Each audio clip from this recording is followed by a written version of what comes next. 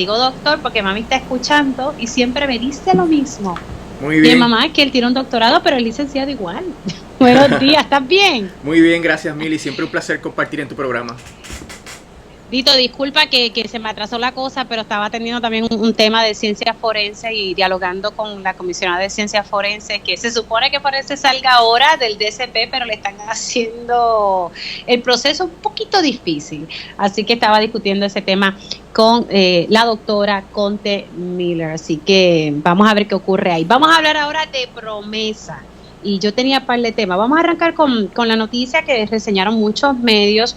Y es que la jueza Taylor Swain se reservó el fallo sobre Luma Energy y ayer hubo una vista de ómnibus, así que ilústrame y también a los radioescuchas de Radio Isla 1320.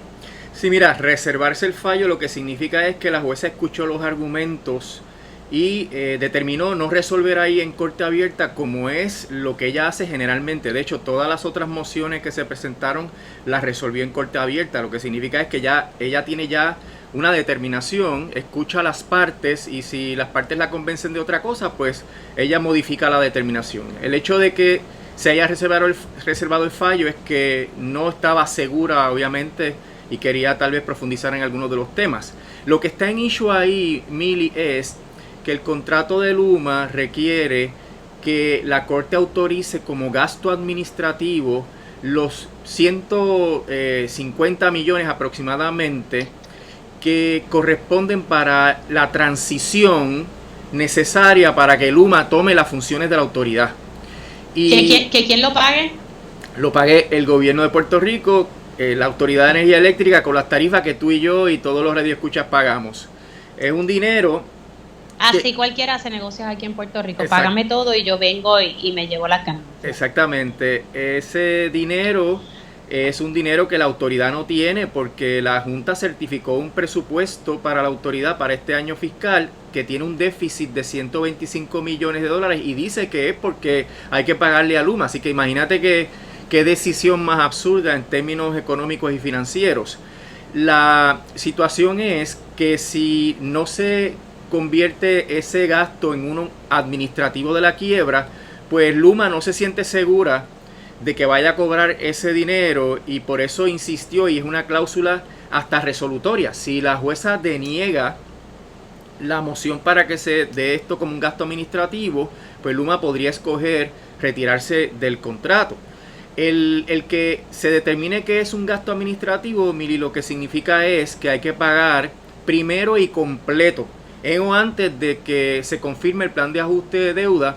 Y eso perjudicaría a otros acreedores como el sistema de retiro de la autoridad, que por disposiciones de ley y de reglamentación interna tiene prioridad sobre todo el mundo, incluyendo sobre los bonistas. Tú sabes que está el acuerdo de fideicomiso, el famoso Trust Agreement, que dice que antes que pagarle a cualquier bonista hay que pagar los gastos operacionales y el sistema de retiro. Pero ahora la Junta, violando eso, quiere colar a Luma para que Luma cobre primero que todos los demás acreedores. Por eso es que se estaban oponiendo el Comité de Acreedores No Asegurados, el Sistema de Retiro, la UTIER y Whitefish Cobra y los Fuel Line Lenders, que son los Claro, porque se le estaría dando prioridad a esta empresa que todavía, ¿verdad?, no ha iniciado a rendir sus servicios por encima de las pensiones. Correcto. Y eso, a nuestro juicio, es una barbaridad porque la propia ley promesa establece que la Junta tiene que garantizar el financiamiento apropiado de los sistemas de pensiones. Así que imagínate cómo va a garantizar financiamiento apropiado si está imponiendo unos gastos con prioridad por encima de todo el mundo que no estaban presupuestados y que ni siquiera hay dinero para pagarlos. Esto lo que significa, Mili, es que le van a quitar el dinero a otro acreedor o van a posponer otras obligaciones fiscales para pagarle a Luma. Y entonces la injusticia de todo esto es que, como hemos explicado, la metáfora que más se ajusta es: si usted tiene una casa, usted quiere arrendar la casa, consigue un inquilino, le dice vente a mi casa a vivirla y en vez de pagarme renta como es normal, pues yo te voy a pagar el agua, la luz, el teléfono, la internet y te voy a pagar la renta a ti. El arrendador, el dueño de la casa, le va a pagar la renta al inquilino, porque eso es lo que hace Luma. La autoridad está operacional, está funcionando en todos los aspectos. Luma va a sustituir a la gerencia y las operaciones de la autoridad, y la autoridad le va a pagar por todo lo que haga Luma, va a facturar constantemente, y por eso que en este primer año va a facturar más de 150 millones de dólares.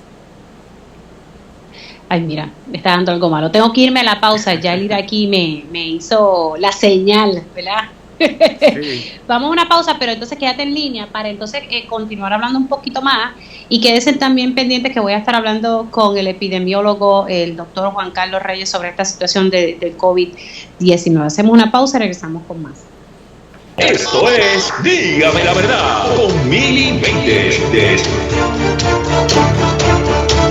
Estamos de regreso aquí, Dígame la Verdad por Radio Isla 1320. Les saluda Mili Méndez. Gracias por conectar. Es que me estoy escuchando doble, por eso me estoy quitando los headphones. Pero gracias por conectar aquí en Dígame la Verdad por Radio Isla 1320. Continúo la conversación con el licenciado Rolando Emanuel, y nos habíamos quedado en el hecho de que la jueza Taylor Swain se reservó ayer el fallo sobre Luma Energy, y lo que se estaba pidiendo es que el gobierno pague los gastos administrativos de transición de Luma Energy, que son 150 millones, nada, 2 pesitos, y que lo tiene que pagar el pueblo de Puerto Rico.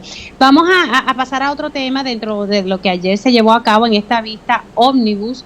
Licenciado, ¿qué más se tocó allí?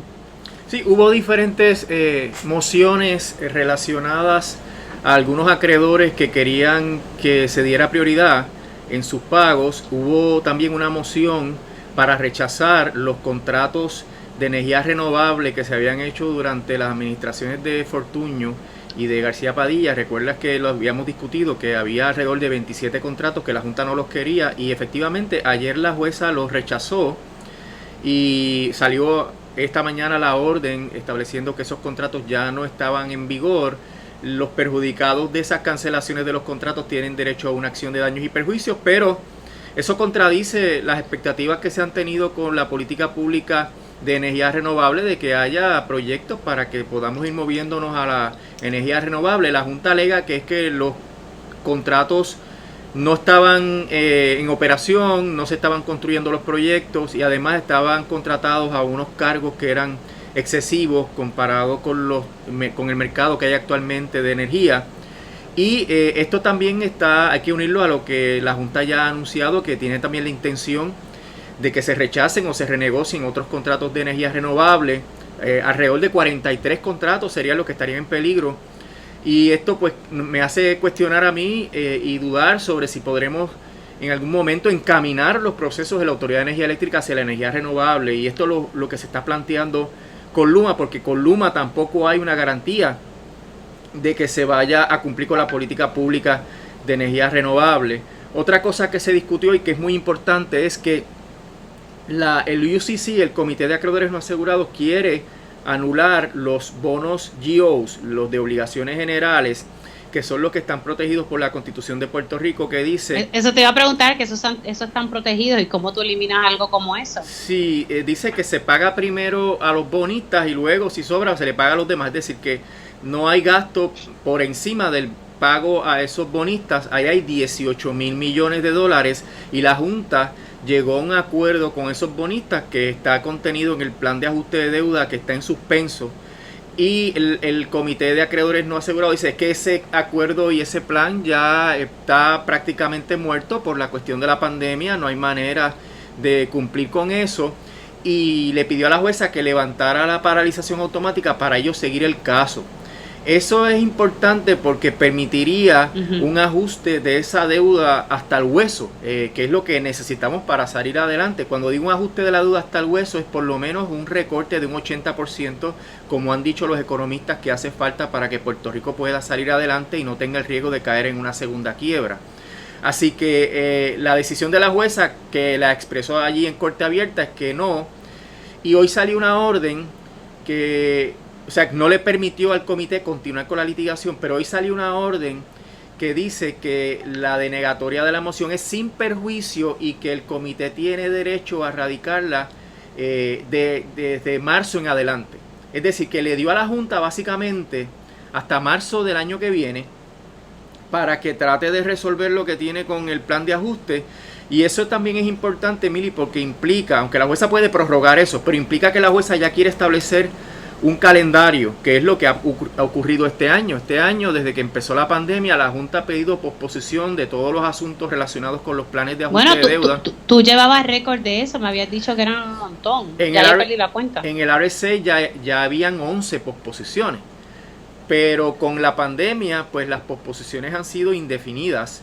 Y se supone que este 25 de septiembre la Junta le informe a la jueza qué va a hacer con el RSA.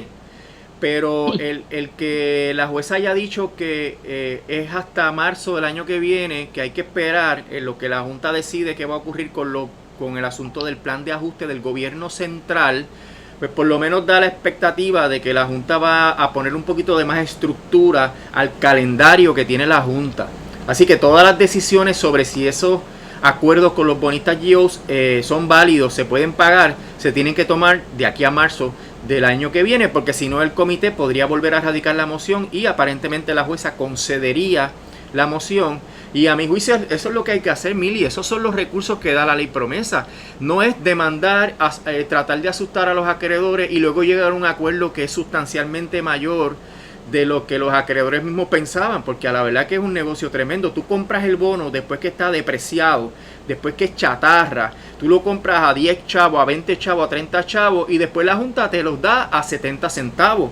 Imagínate qué clase de negocio. Ese es el negocio de los fondos buitres, comprar la deuda depreciada y luego hacer presión con el país o la ciudad y hacerle llegar a un acuerdo para tener una ganancia inmediata. Y luego esos fondos venden los bonos y el que venga después que arree, ¿verdad? Como uno dice en el campo. Y eso es... Y que se echaven los servicios esenciales. Se echaven los servicios esenciales, se echaven las pensiones, porque durante todo ese proceso lo que hacen es apretar la austeridad para lograr pagar eso. Pero como también se hacen promesas que no se pueden cumplir porque no hay crecimiento económico, y eso todo el mundo lo sabe, que sin crecimiento no hay pago. Un muerto no puede pagar las deudas, una economía muerta no permite pagar las deudas, y eso nos aproxima al problemón de que haya una segunda quiebra. Y como la Junta en ese negocio que está haciendo con los acreedores está asegurando los bonos y los va a asegurar con los chavitos del IBU que sobran. Sabes que en el caso de Cofina ellos aseguraron con el IBU lo que se le paga a los bonistas de Cofina, y lo que sobra, que era supuestamente para el gobierno de Puerto Rico, también lo van a usar para asegurar los bonos GIOs. Por eso es que... O sea, que el IBU es para pagarle a los acreedores. Nada nos va a sobrar según la política y la visión que tiene la Junta. El Comité de Acreedores No Asegurados, que representa a todas las personas que el gobierno le debe dinero, está litigando esto porque ahora mismo la Junta le está ofreciendo 3.9 centavos por dólar. Y eso es a todos los acreedores, los que demandaron, los que perdieron los hijos en algún accidente, los que despidieron del empleo, los que le deben salario. Esos recibirían de cada peso 3.9 chavos, Mil, imagínate. Entonces a los bonistas le dan 70 centavos por cada dólar. Y el comité entiende que eso es totalmente injusto, y por eso es importante pues litigar esto para que todo el mundo, y particularmente los bonistas, que ahora son buitres. O sea, antes había mucho bonista local, personas que tenían su dinerito ahí, pero como la crisis hizo que muchos vendieran, porque es natural, tú no quieres quedarte con un bono que llegue a cero, ahí es que los bonistas buitres compran, y al comprar litigan y obtienen 70 centavos de dólar, y eso es totalmente irrazonable e injusto, Mili. Yo espero injusto porque va en detrimento, ¿verdad? Afecta a nuestro país. Claro. Eso no me parece nada de justo. ¿Ibas a decir? Que yo espero, ¿verdad?, que a la luz de la situación económica que hay y de la pandemia, porque todas las noticias indican que no va a haber una solución a este problema en los próximos 6 a 8 meses. O sea que yo creo que va a llegar marzo y todavía la Junta no va a tener en claro qué es lo que va a ocurrir con esos planes de ajuste. Entonces la jueza le daría paso a la demanda, y ahí es que se litigaría si esos bonos tienen valor. ¿Cuál es la teoría general de por qué esos bonos no tienen valor a pesar de que están en la Constitución? Fíjate qué terrible la situación colonial de Puerto Rico, porque Promesa ocupa el campo y va por encima de la Constitución, y como Promesa establece que se puede ajustar la deuda no asegurada, pues pueden entonces, como sea, borrar la cláusula constitucional de los bonos GIOs y hacer el recorte que corresponda. Pero la Junta se adelanta y llega a este acuerdo, y hasta que ese acuerdo no se eche a un lado, pues entonces no se puede litigar este asunto. Vamos a apostar apostamos a que en marzo va a pasar eso mismo que tú estás diciendo. Yo creo No, que sí, no, a la no. luz de la información de que no va a haber una vacuna distribuida generalmente, ¿verdad? Sino hasta finales del año que viene, pues la situación podría seguir. Hay que aguantar, Mili, porque pues vienen tiempos aciagos y hay que seguir luchando por este país. Sí, y como decía, estaba escuchando una entrevista y con esto paso a mi próximo invitado, estaba escuchando a Masol diciendo en torno al tema de energía eléctrica, que lamentablemente la autoridad no se pone las pilas para ir moviéndonos y cumplir con la política energética establecida bajo esta administración. Tenemos que hacerlo nosotros de abajo, ¿verdad? De abajo hacia arriba, usualmente los cambios de arriba hacia abajo, pues no. Tenemos que nosotros como, ¿verdad? Como ciudadanos, como país, luchar de abajo hacia arriba para alcanzar esos cambios. Licenciado, gracias por estar aquí en Dígame la Verdad. Continuamos el diálogo el jueves Siempre. próximo o antes. Vamos a ver, si pasa algo, lo tengo que llamar antes. No hay problema, estamos siempre a la Mili. Como no, un abrazo. Ahí Igual. ustedes escucharon al experto en la ley promesa, el licenciado Rolando Emanueli.